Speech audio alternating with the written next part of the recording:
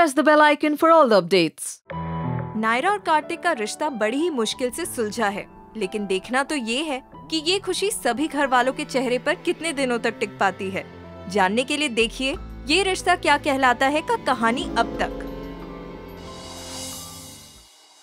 सभी लोग होलिका की पूजा में मग्न हैं। इसी बीच नायरा और कार्तिक को किसी बच्चे के रोने की आवाज आती है। आवाज सुनकर नायरा बच्चे को ढूंढना शुरू करती है। अचानक नायरा और कार्तिक की नजर पड़ती है एक बेबी पर, जो एक पेड़ के नीचे बैठी रो रही होती है। दोनों बेबी को देख चौंक जाते हैं और फिर उस बच्ची को प्यार करने आगे बढ़ते हैं। आसपास किसी को ना देख नायरा और कार्तिक उसे अपने साथ परिवार के पास ले जाते हैं, जहां सब इस बच्ची को देख शॉक हो जाते हैं। कार्तिक सभी को समझाता है कि वो उस बेबी को सिर्फ तब तक रखेंगे जब तक उसके असली माँ बाप नहीं मिल जाते, जिसके बाद सभी खुशी से मान जाते हैं उस बच्चे को रखने के लिए। नायरा और कार्तिक बेबी के साथ खेलने में इतने गुम हो जाते हैं कि वो भूल ही जाते हैं कि वो किसी और की बेबी है। लेकिन अचानक सुवर्णा आकर दोनों को बताती है कि बेबी के असली माँ बाप का पता चल गया है। जैसे ही बेबी अपने असली माँ बाप के साथ जाने लगती है, नायरा और कार्तिक काफी इमोशनल हो जाते हैं।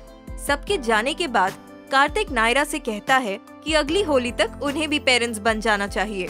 दूसरी तरफ शुभम काफी परेशान होता है और सुवर्णा के पूछने पर उसे बताता है कि उसे एक लड़की से प्यार हो गया है और उसे उस लड़की से शादी करनी है।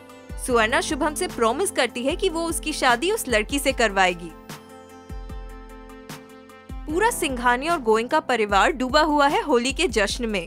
सभी की अपनी मस्ती चल रही है, हंसी मजाक चल रहा है, लेकिन इसी के बीच शुभम काफी परेशान नजर आ रहा है और सुहाना का इंतजार कर रहा है। सुहाना फाइनली गोयनका हाउस आती है और शुभम उसे सबसे छुपते छुपाते अपने कमरे तक ले जाता है और उसे कहता है कि आज वो सभी को उनके रिश्ते के बारे में बता देगा। इससे सुहाना खुश होकर अपने पार्टनर से प्लान सक्सेसफुल होने की खुशी जाहिर करती है।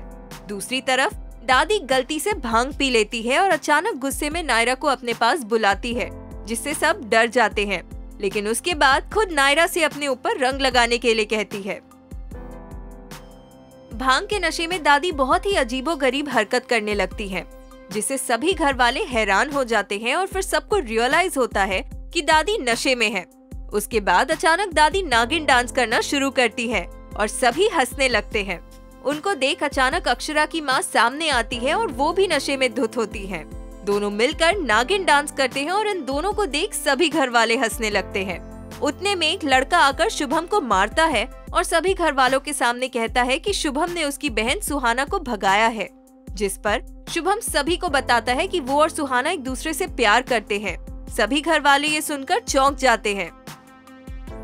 नायरा कमरे में जाती है सुहाना को लाने, जो शुभम के कमरे में बैठी हुई होती है। जैसे ही वो नीचे आती है, उसका भाई उसे जबरदस्ती ले जाना चाहता है, लेकिन शुभम उसे रोकता है, जिस पर सुहाना के भाई की और शुभम की झड़प हो जाती है।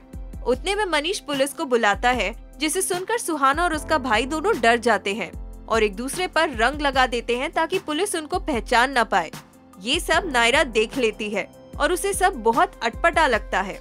खैर पुलिस आकर चली जाती है और मनीष सुहाना और उसके भाई को वहाँ से जाने के लिए कहते हैं। ये सब के बाद दादी को होश आता है और जब उन्हें अपनी हरकतों के बारे में और शुभम के इस किस्से के बारे में पता चलता है तो उन्हें बहुत बुरा लगता है। अब क्या नायरा एक बार फिर अपने परिवार को सुहाना के कहर से बचाने में कामयाब होगी? जानने के लिए देखिए कहानी अब तक।